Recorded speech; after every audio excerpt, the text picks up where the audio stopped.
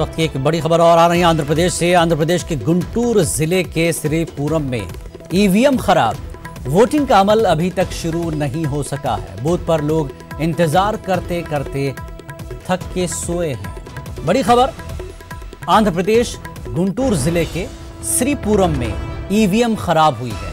Voting का अमल अभी तक शुरू नहीं हो सका है। लोग बूथ पर इंतजार करते थक गए हैं। बड़ी खबर, आंध्र प्रदेश से 11 बज चुके हैं। आंध्र प्रदेश गुंटूर जिले के श्रीपुरम में ईवीएम खराब है। वोटिंग का अमल शुरू नहीं हो सका। लोग लाइन में खड़े खड़े थक कर सो गए हैं। ये तस्वीरों में आप देख सकते हैं कि आंध्र प्रदेश के गुंटूर जिले में श्रीपुरम, जहां पर यह पोलिंग बूथ है, वहां पर वोटिंग मशीन खराब हुई है, खबर है, और लोग थक कर सो रहे हैं। और अनीसुर रहमान हमारे नुमाइंदे हमारे साथ जुड़े हैं। अनीसुर रहमान, जिस तरह से खबर आ रही है आंध्र प्रदेश से कि अभी तक 11 बज चुके हैं, मशीन खराब है, लोग